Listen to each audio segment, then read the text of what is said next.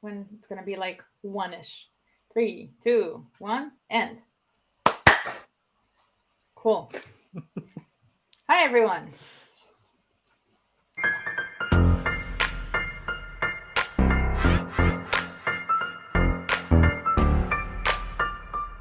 Let's do it. It's go time.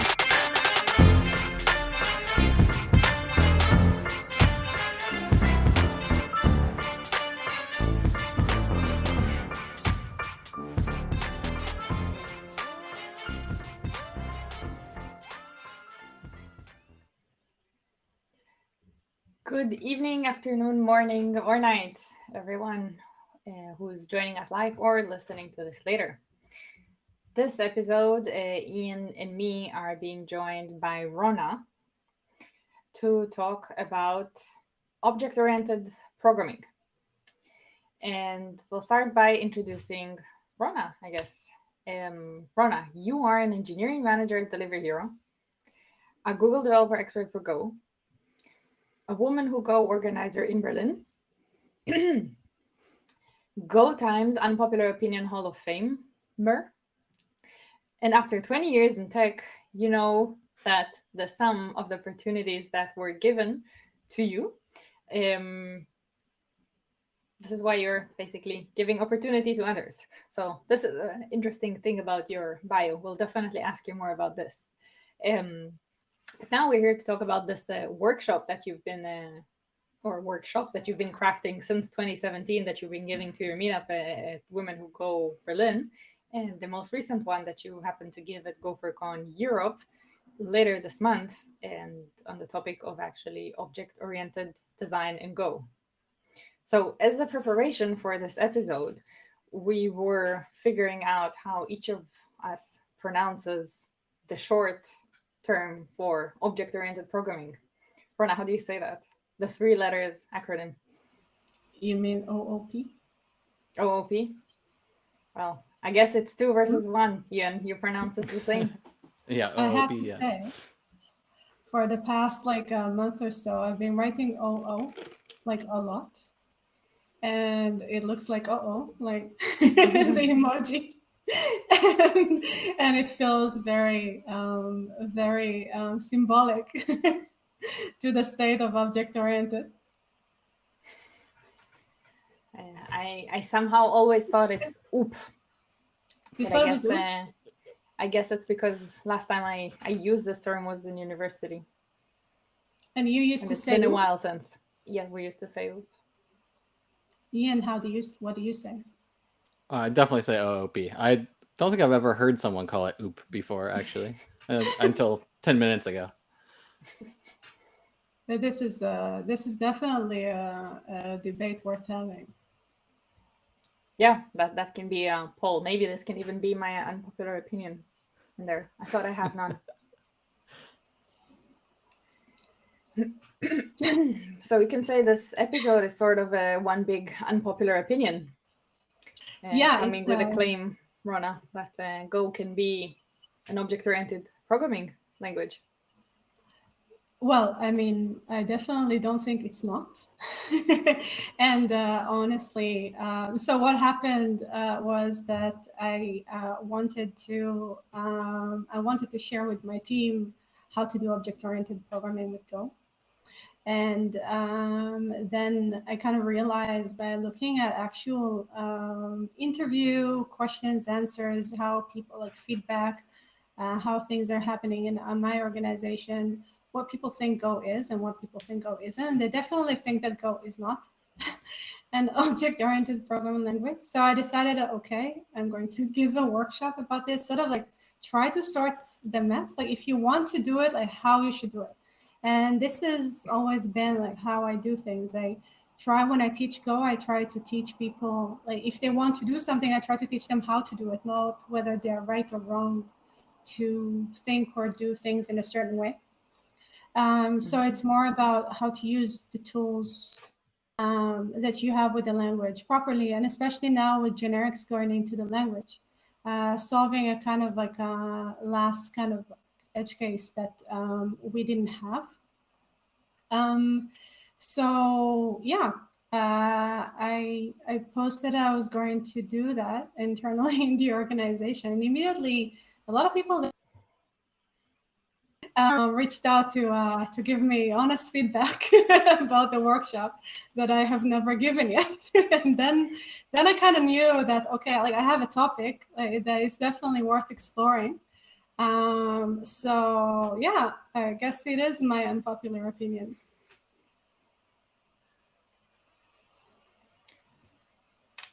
So what is the, tell us about some of that feedback or opinions that you got.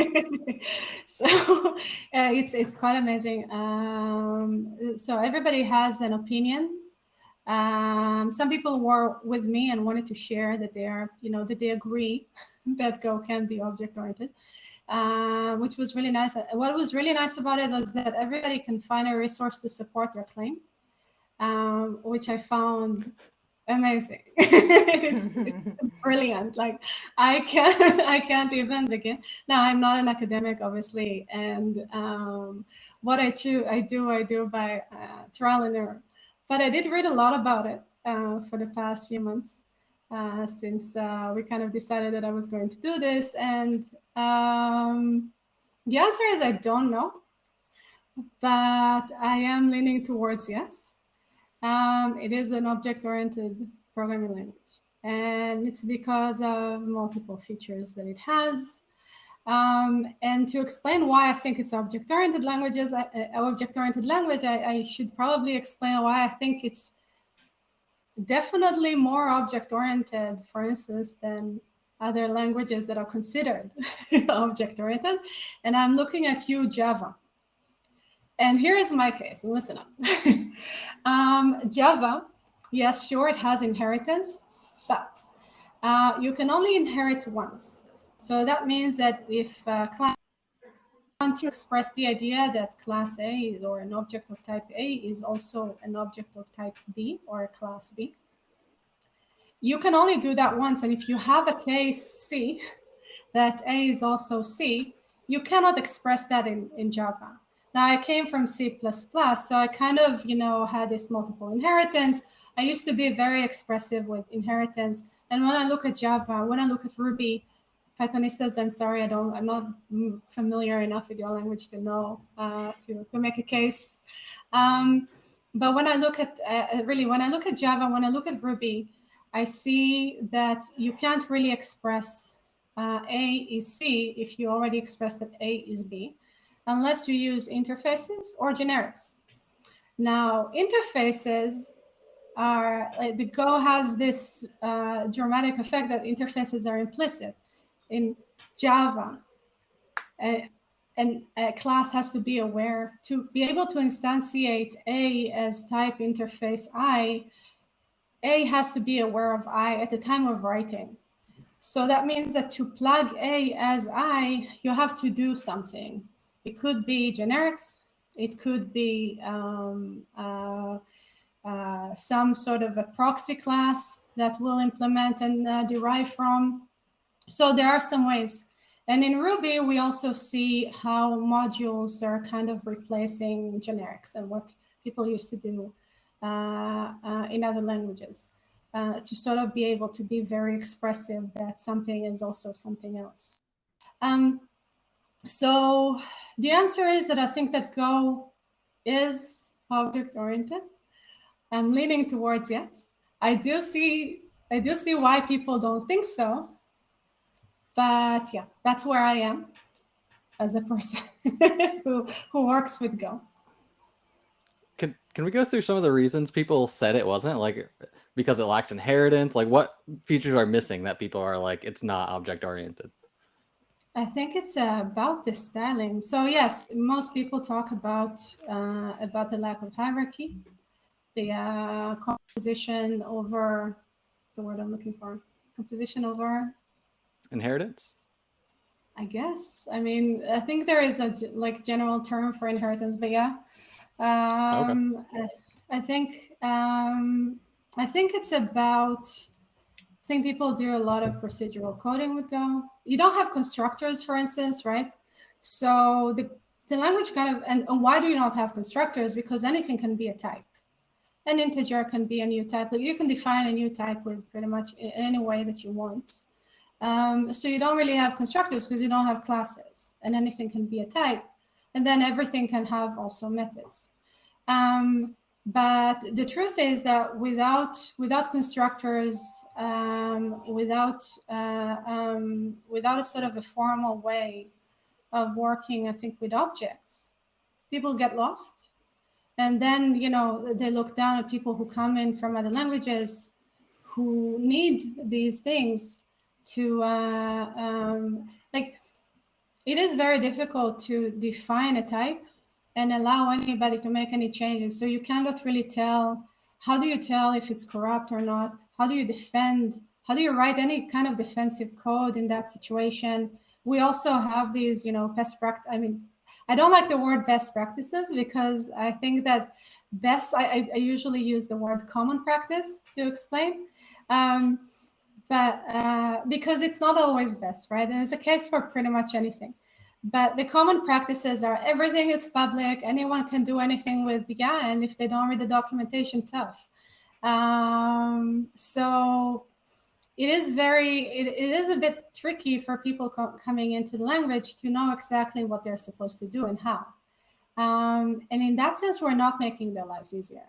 We're just making it harder. We're sort of doing this gatekeeping. Oh, no, you come from Java. You probably don't know how to do Go. Never mind. Forget about it. This will take some time. And it doesn't matter. Like, they could have 20 years of experience. Still, we'd look at them like, but do you know Go? Do you? Like, so that's where I am. I am curious, though, if we're getting any remarks from our listeners. So maybe they have some opinions. Not just yet, but Not maybe just any yet. minute now. Hopefully. One can only hope. So I'll be where are curious to you? hear what are some of the feedbacks that you got over the email? Like, what are the, I don't know, what are the pros or the people who agreed or disagreed? You said that they were all backing their claims, which is wonderful. It means you have generally a great discussion. Well, I mean, Expected practices. What was the term you used? Common practices, and that's great. So, tell us about them. Well, the first comment that I got was that was really funny. Was aren't generics enough? OOP now, really? Something like that. I thought that was hilarious. But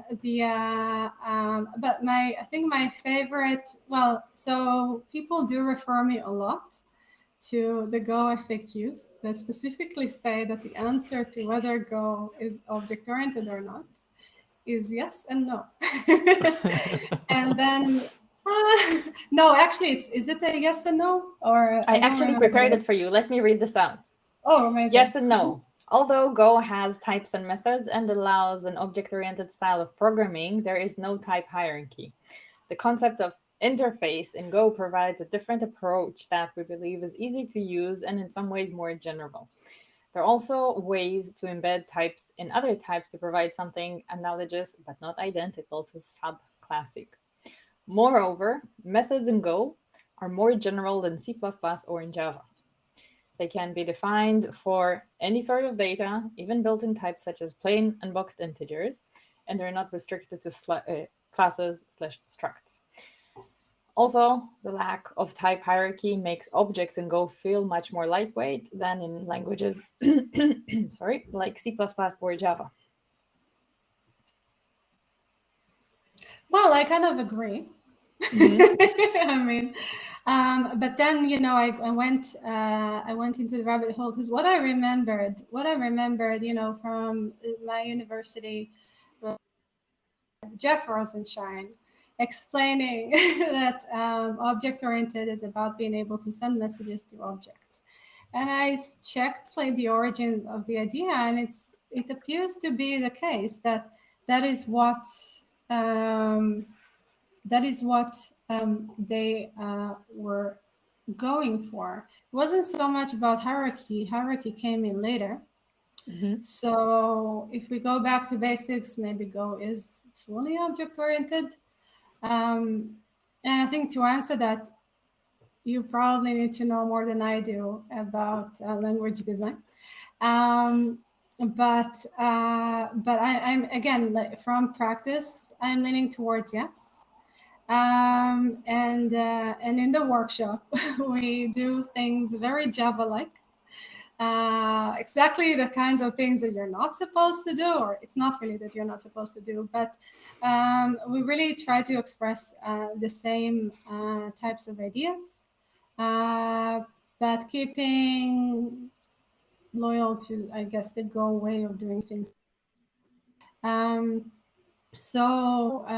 I mean, you know, at the very least, it's going to be a lot of fun, I think. So I try to at least add some value in that regard. Like, give people like a good taste of, you know, of how they can do things and how they can get creative. But I also think that, you know, there is a lot of room for people to decide within their teams their own best practices, their own practices, how they want to do things. I do think there should be a discussion. I also think that it should be a little bit more lively than it is now, where I think the veterans sort of, you know, dictate how people are going to use the language. The users of the language that are coming in are the future. They are going to also decide for themselves how they want to do things, how they want to program. They should have a space to do that. And if they're coming from other languages and they work in a similar way, that's fine. You asked me about quotes that I got. Somebody quoted Rob Pike to me. I couldn't find a quote, but somebody quoted Rob Pike to me. So apparently Rob Pike did say something about object-oriented, look like this, I guess, object-oriented or something of the sort.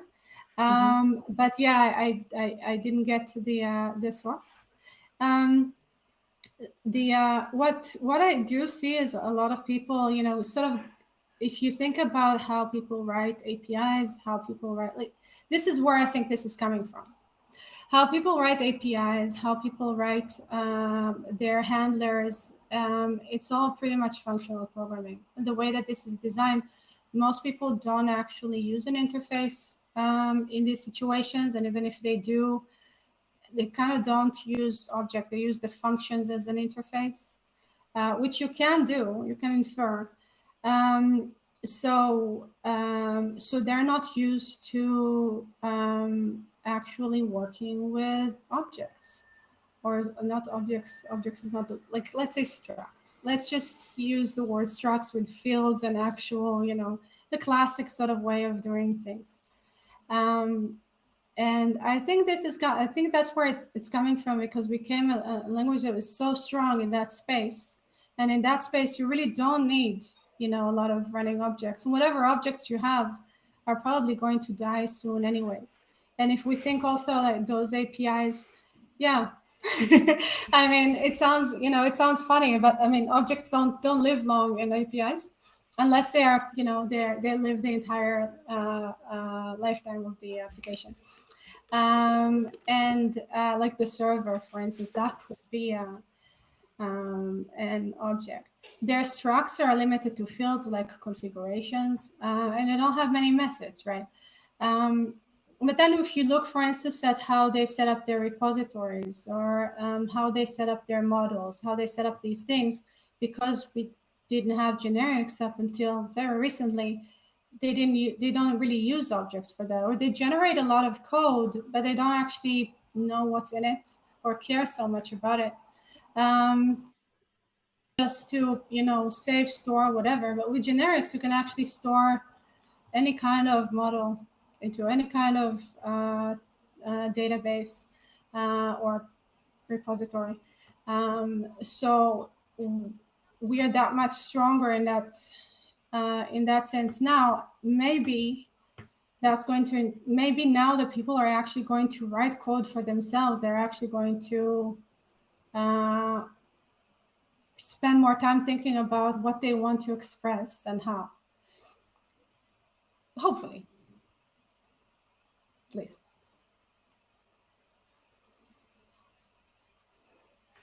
You were saying that, and go ahead, Ian.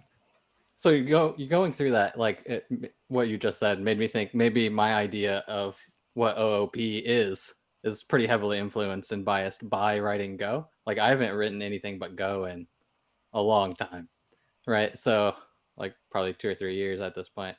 So going through that, you're right. Like I think a lot of the like OOP stuff that was taught in school, I don't use anymore, but I still think of what I'm doing as object oriented, and maybe I'm wrong.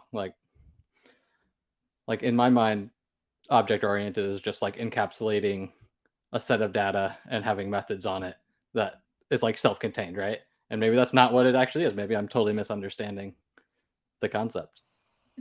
So that's interesting. You said it. You actually said it. Said encapsulation. So it's about encapsulation, abstraction, and later came in generalizations. And so to encapsulate, you don't need hierarchy. Or, I mean, you can have a composition essentially, and that would work pretty well too, to encapsulate. But essentially, like you don't even need to have any kind of composition, I think, to be able to encapsulate information. It is useful, but a combination of information can be, across a lot of things. We know this because we have distributed systems. So I feel like we live in a world where everything is distributed, like all of our data is like everywhere, and we kind of need to aggregate it. So even the composition is sort of a nice to have, something that we're very used to and we do, but we don't actually need to have it. So if we have encapsulation, which I think we do in Go, and if we have, and we are able to define abstractions, which we have interfaces for. And now we have, and by the way, there is a case, so it's kind of interesting, as I found this code snippet that was exactly what I needed for this workshop at the time. It was a C++ code I really loved, because it starts with a license that do whatever the hell you want with this code, as long as you don't blame me.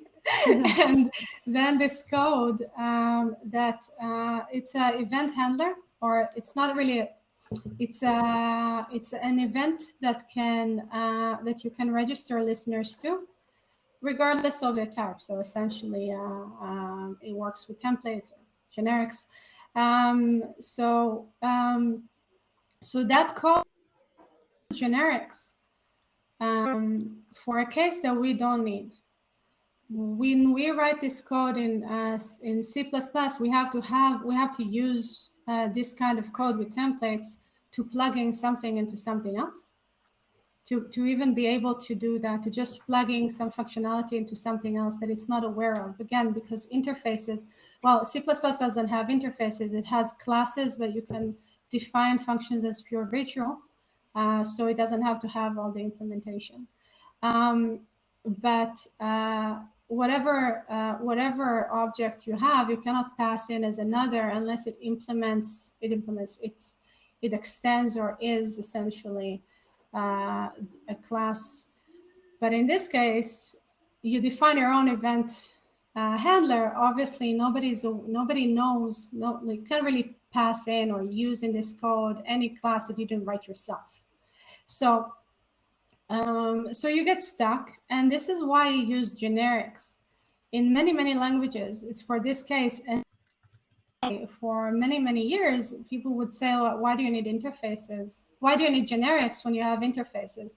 But the truth is that you do need generics for the cases where the behavior of the class is derived by the type. So, for instance, next node in a linked list. So the next is going to return the same type of node. And if your node is holding an integer or a float or whatever type of value, it's going to be different. A repository that stores any kind of model. A map with a key value. By the way, Go always had generics. Actually, that would be my unpopular opinion. Go always had generics because map is a generic type. It maps from a key that is a generic type to a value that is a generic type. I see you're sipping your drink, Ian, so I know that you disagree. No, I 100% agree. Oh, you do? Okay. The slices that were always generic, we couldn't define our own. So it was like good for the 80 cases, but then that we had our own cases that we needed it, and we just didn't have anything. So you will talk now, and I will sip a drink. No, I definitely agree with you that the maps and the slices are generic. They've literally since day one. And like you said, it is like that 80% use case, right? I don't know how to tie this back to OOP stuff now. Like why I think it plays a role in this is because what people did in those cases is they would write function, like a lot of functional code, procedural code, etc. And did not use necessarily generic types. I think, we've had a lot of workarounds. I think now we can eliminate them. I think that the language is very mature to be object-oriented.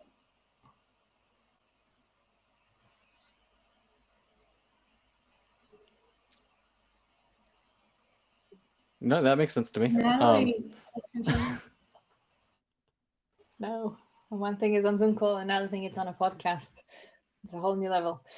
I found the quote from Rob Pike about Go being yes or no object-oriented. So it's a bit of a thread. So it starts with whenever someone from Java or C++ or C#, looking at you, Rona, comes to Go, they look for class, find struct, and stop looking. But this misses two fundamental differences between Go and traditional object-oriented languages. The first one is that it's not only structs. Any concrete type can have methods, integers, bools, slices, even funcs. But the more important idea is the separation of concept. Data and behavior are two distinct concepts of Go, not conflated into a single notion of class. This is the insight which goes all the way back to Smalltalk, on which the object-oriented type system, including the interface model, is built. So stopping at struct equals class misses much of what makes Go work. So what are your thoughts? I agree. I mean, it sort of works very well with everything that I learned recently about this. Honestly, it feels like Go is more naturally object-oriented than languages that I worked with before. And so when I had this discussion with my boyfriend because of the workshop and the amount of resistance that I was getting, and then does he think Go is object-oriented? Yes. So his answer was, of course it is. It wasn't even a question in his mind.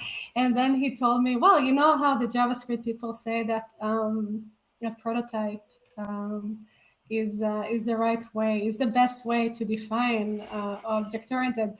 And my takeaway from this is that every night I go to sleep next to a man who quotes the JavaScript people. That's it. But I mean, so I thought it was a pretty cool observation. It's still concerning. I'll keep you posted. No, the quote there where it says it separates the idea of data and behavior. I think that's like the important part of that area, but I'm having a hard time articulating exactly why in my head.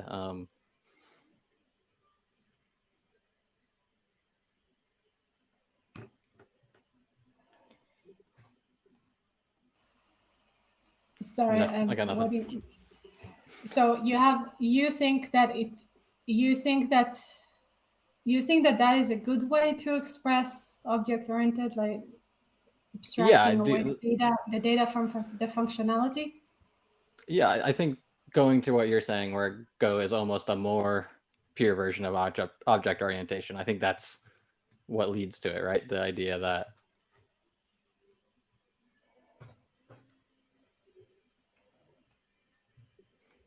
I don't know. I'd have to really sit down and think about it, but that's where my mind is going.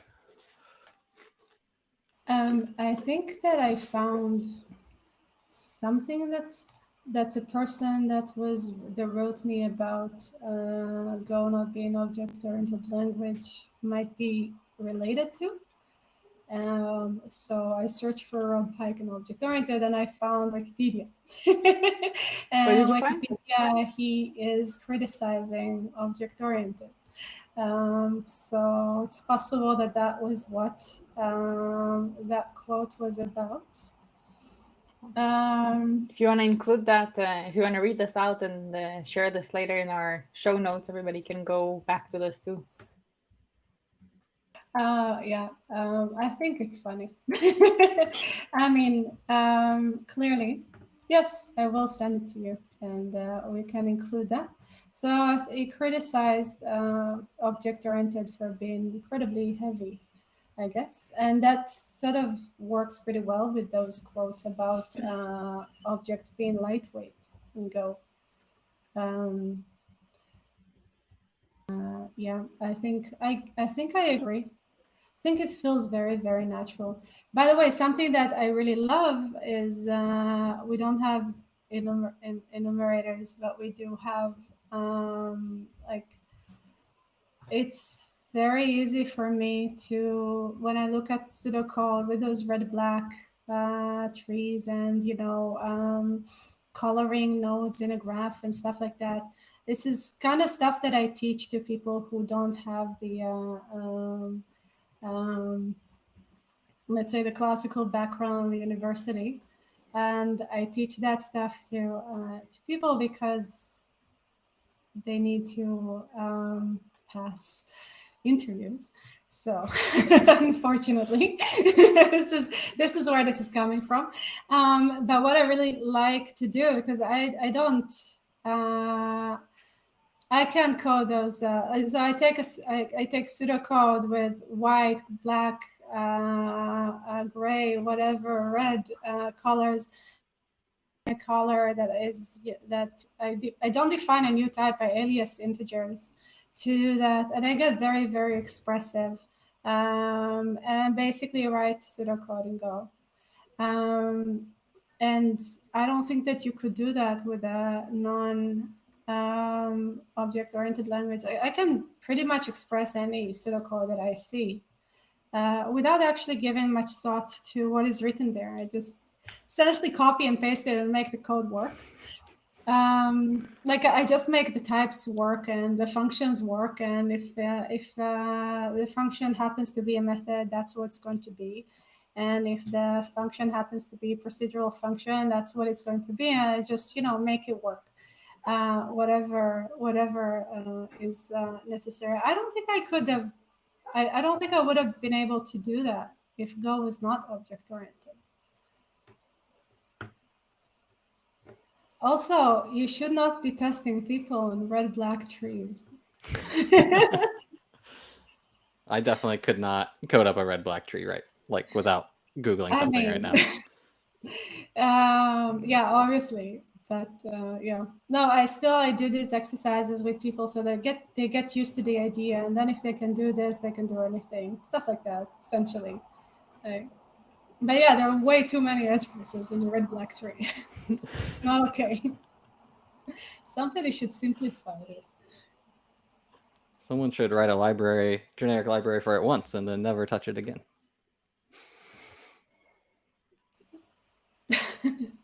That sounds very good. So let's rant about people who give impossible tests to complete beginners in coding.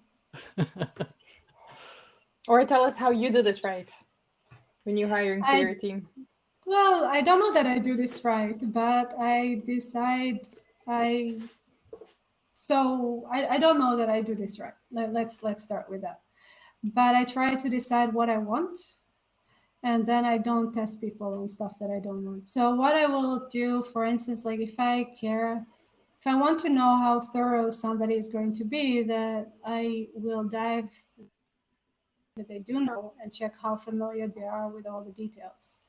And So if somebody tells me, I don't know, let's start with the very basics. If somebody tells me that they have worked with my SQL, then I will test them heavily on my SQL until I reach something that, either they don't know, or to get a sense of how far into the rabbit hole they went. Or any other topic. This one is kind of normal, but it all depends on the profile. If I want to know, it really all depends on the profile.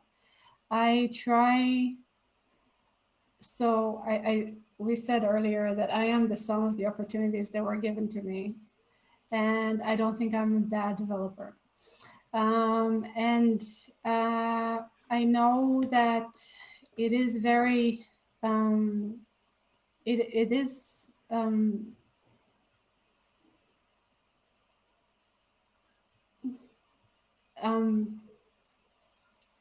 I know that we all want to hire somebody who cannot do what we can't do. Essentially, like, I feel like we are raising the bar constantly to a level that people cannot actually meet. Not because they're not good enough. So for instance, if I can't do something and I am going to search for somebody who is going to be able to do it, that's a little bit unfair. And I feel like we're doing this all the time. We're sort of like raising the bar to levels to essentially think maybe make up for our own disadvantages. So I try to not be unreasonable.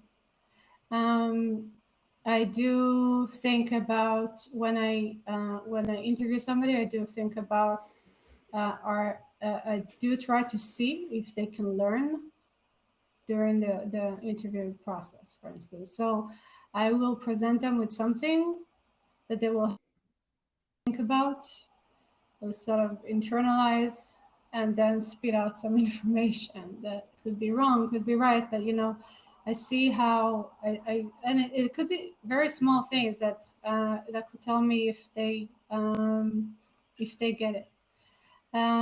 For instance, I work with billing. People are not necessarily familiar with those concepts, so I will introduce something that has something to do with what we do in the domain.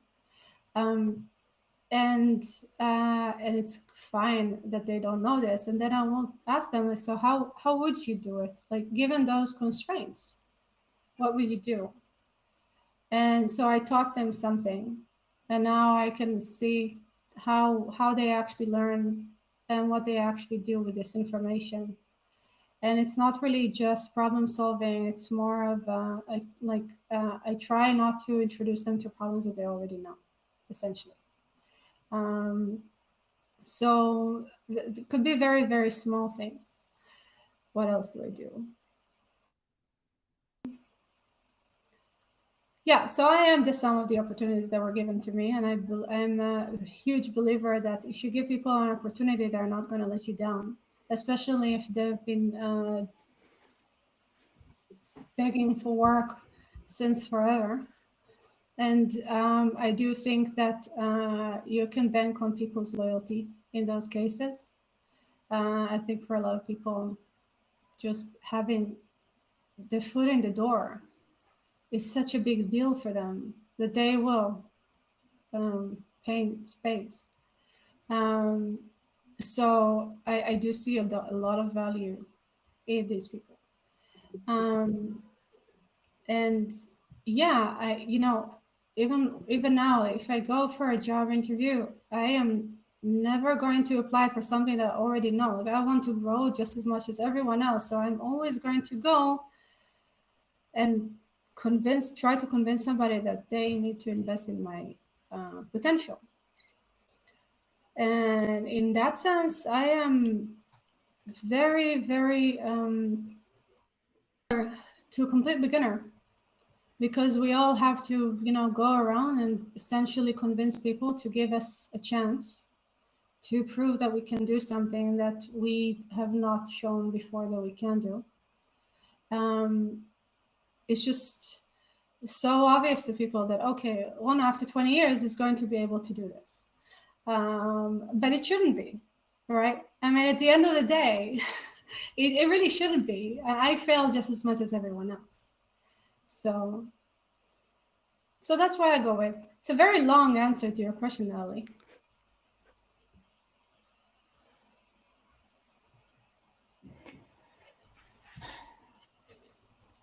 My internet is sometimes being funny, and it's only in my earphones. I can see this by your reactions, but sometimes I hear one sound that you may go into a loop, and this is just being very weird. But I know that it's only in my side, and it's not part of the recording, and that's reassuring. Ian, it's not. Is there a problem? Okay. No. It's No, the it was all internet good of on my Berlin, side. of my part of Berlin problem. That's all. You mentioned briefly about your background, starting with C++, and also on a little bit on how did you come to the idea of doing this workshop. Do you want to elaborate a little bit on kind of giving the context of what brought you on the shorter term and on the longer term to this I idea? don't know. There was this jobs fair in April where I sat down with the organizer of GopherCon Europe, and I asked her point blank, so why have you never asked me to do a workshop? You know, I do this. And then she told me, well, it's a lot of work. And I said, well, yeah, I mean, it's something that I do. and then we agreed that but the topic itself is really something that I did want to teach my team. My team works mostly procedural code, right? Mostly procedural code with Go. Why did you want to do it? How did you even come to think of it? Because that's what they do, and I actually don't think that those patterns that they're using serve my team very well. Or actually, it's not really my team; it's my former team, because since about a month ago we reorganized, but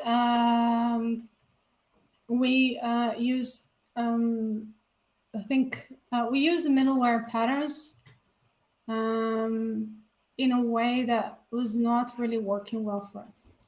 I mean, I'm not saying that there is no way to make it not work, there is no way to make it work, but the way that we did this was not really working well for us.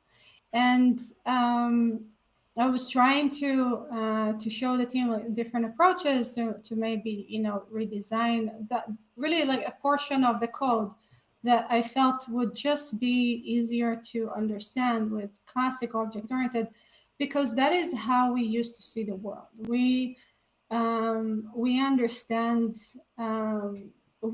delegation. For instance, if I tell you, Natalie, to breathe in, you don't have to think about operating your lungs. And if I tell you to breathe deeply, then you will breathe deeply. And if I tell you to stop breathing, you will until you panic. So Defer, breathe out.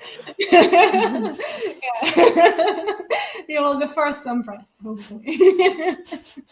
Unless something is broken. And then I have to. But generally, I do feel that when the code gets too complex and you don't understand it anymore, then you really, really need to start thinking in terms of objects. It makes things so much easier. People do understand those concepts very well because they mimic the way that we think, the way that we work, the way the world works.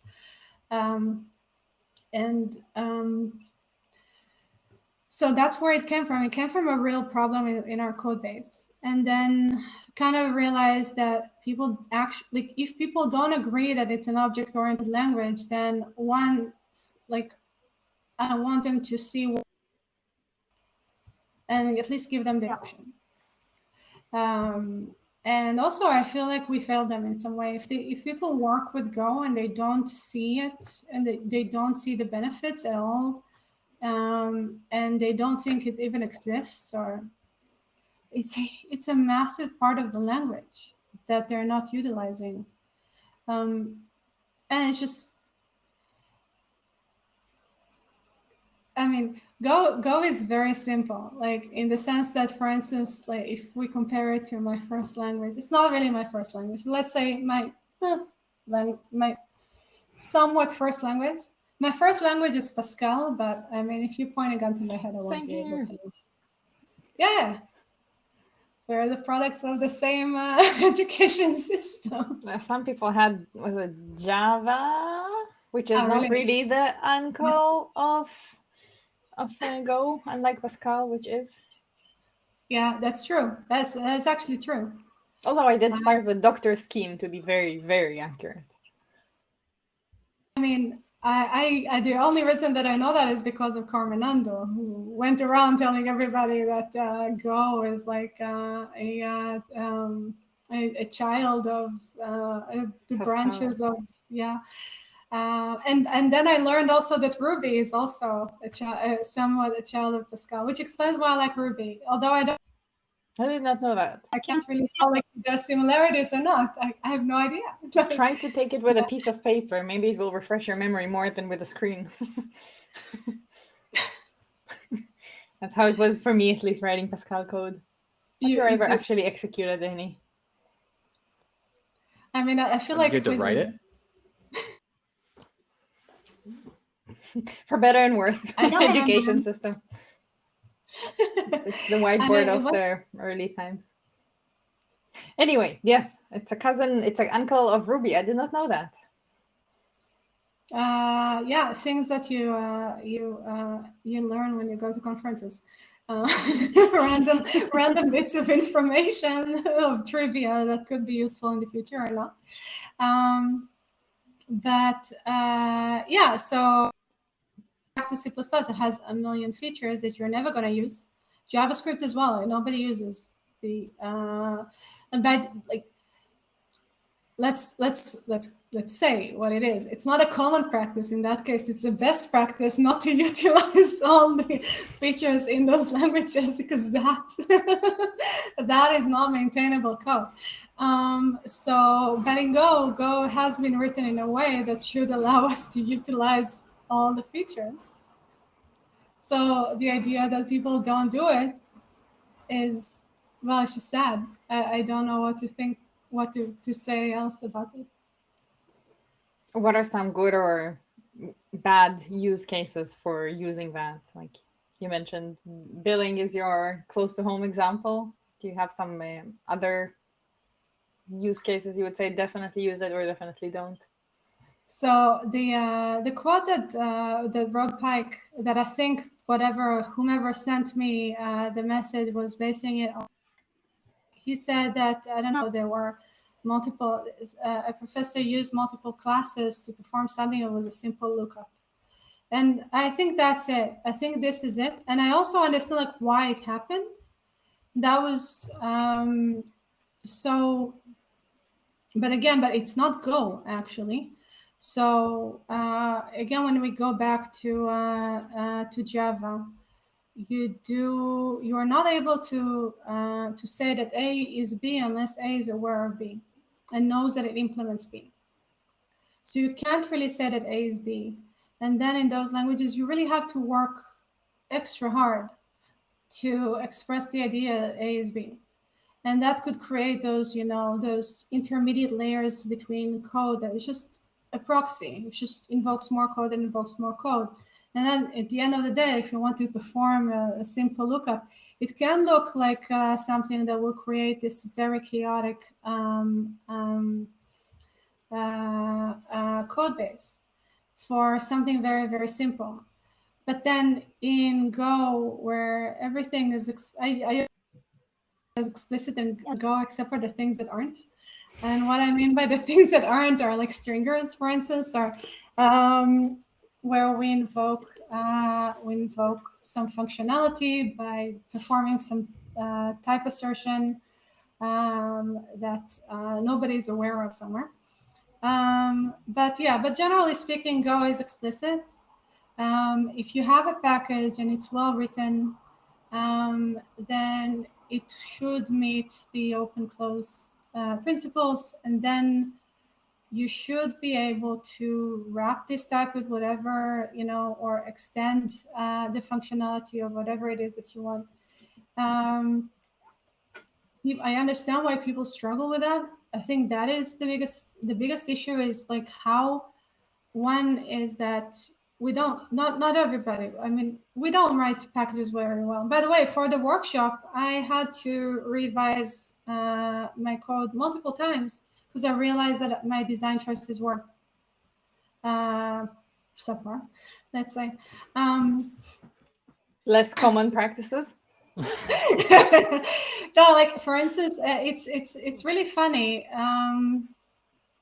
So I actually wanted to show that the code was extendable. So by actually creating that will use that package, and then I realized that no, that package should take in an interface. For instance, like I mean, you should extend, but through an interface, not direct. And as I was doing that. The reason that I realized that was because I had a third package that actually did need that interface, and it needed that interface to be in the in-between layer. And then I started thinking, so how do I make, like, if I wanted to teach somebody that, how would I actually do it?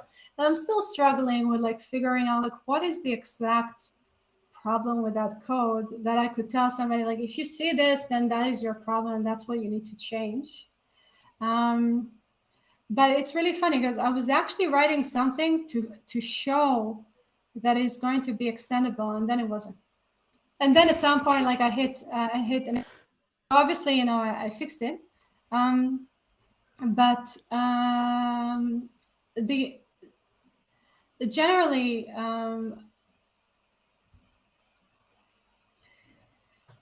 it's a different type of language. So a package doesn't have to expose the interfaces that like an interface. Like if you write code in Java, if you write code in C++, and you don't want to express it A is B, but at the time that you write the package or you write a class or you write anything, you have to know how the user is going to use it. You have to know. And then you have to extend or implement or do something so that a user who is using your package is going to be able to plug in your A as B, your A as I, your A as whatever. So you have to think about how people are going to use your class.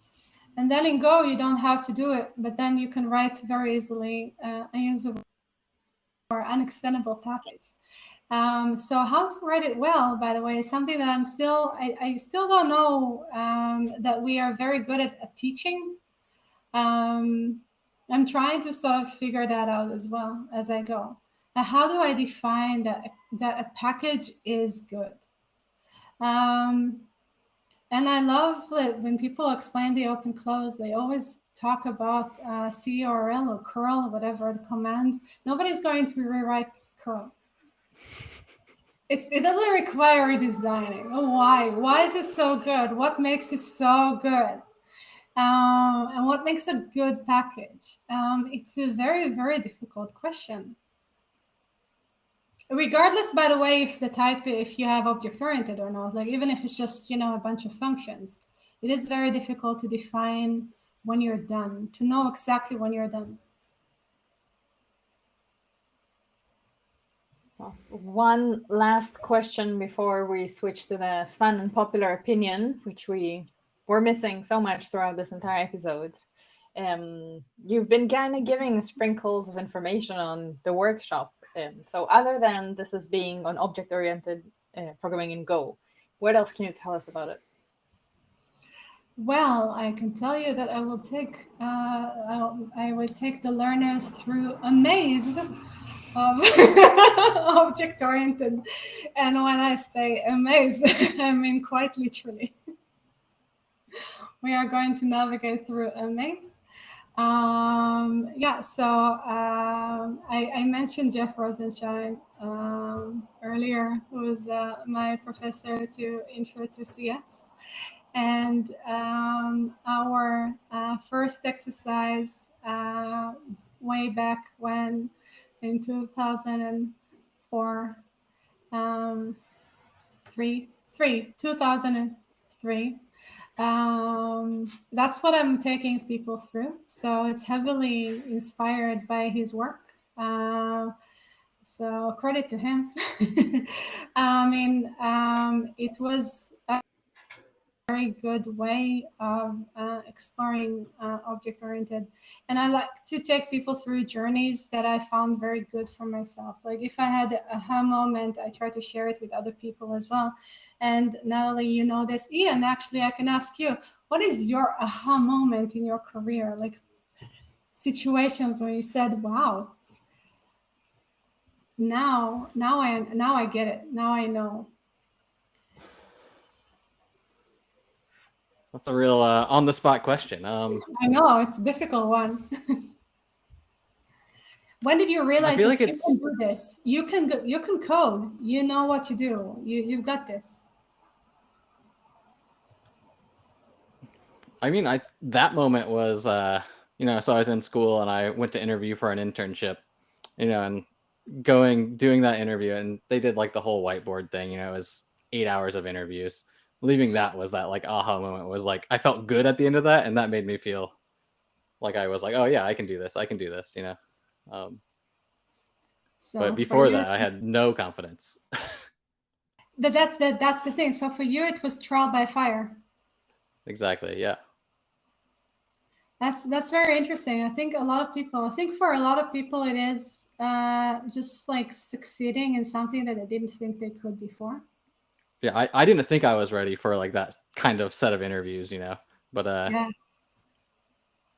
That's a reason why I tell people just like you see a lot of those posts where it's like, oh, I'm trying to do these things before I apply for jobs and interview, and my advice is always just go interview. Like if you do poorly, like you've learned something and you can go do the next one a little bit better. Like don't wait, just go.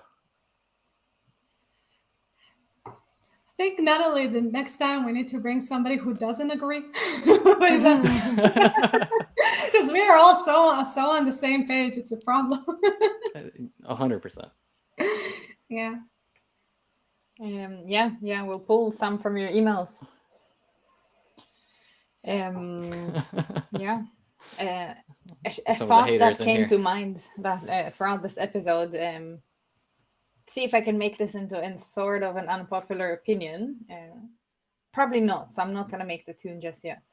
But thinking of AI generated tools, they get inspired from existing code, right?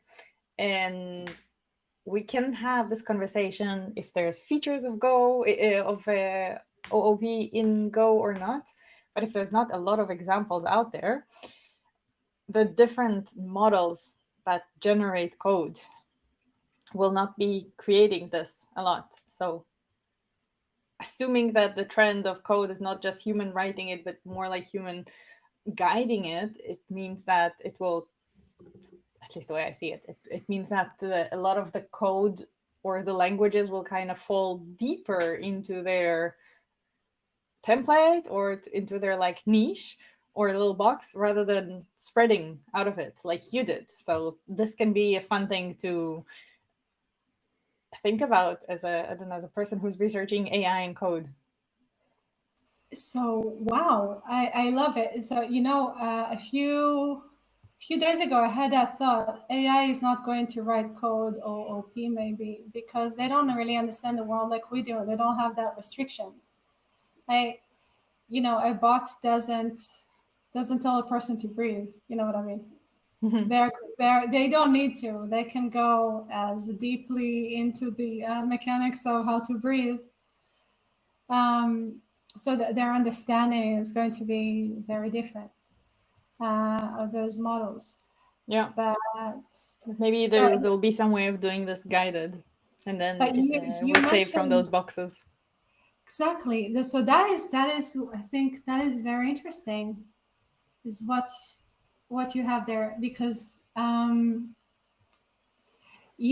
something that I said earlier about how do you know that a package is complete? Maybe a bot can do that for you. Static analysis or dynamic.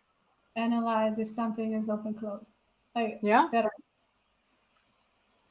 Yeah, that definitely is a fun conversation to have.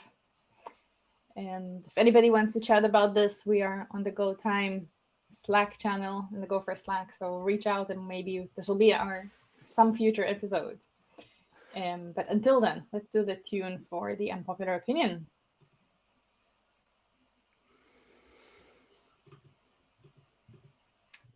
The tradition continues. This does not work, so let's pretend we have this tune now, and this will be added later. I'll be mimicking Matt saying, I really think you should leave now. And now it's time for the unpopular opinion. Rona, what do you have for us? Do you have an unpopular opinion for us? I mean, I felt like the entire show was about because I have an arsenal of of things that I need to convince people about.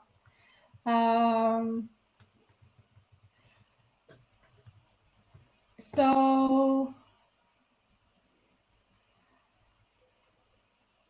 I feel that we're going to be much stronger if we collected opinions about Go from people who are not professionals. And instead of teaching them, learn from them a little bit. I do see other languages evolve, in many different directions. I think people understand today how to work with languages in a very different way than what we used to do. The evolution of best practices, all of those things, it's tremendous. And also, I think that Go added a lot of value to other languages just by existing, just because, Go introduced these features that we discussed. I think we influenced the industry, but I think that we should be open also to be influenced back. So your unpopular opinion is that Go should be open to be influenced by non-Gophers. Yes. All right. Let's see how that poll works. Sorry? This will be a poll, and then let's see if that brings you further into the Hall of Fame of the unpopular opinions. Well, I mean, Matt said after he put me in the Hall of Fame, he then said that it doesn't exist everywhere.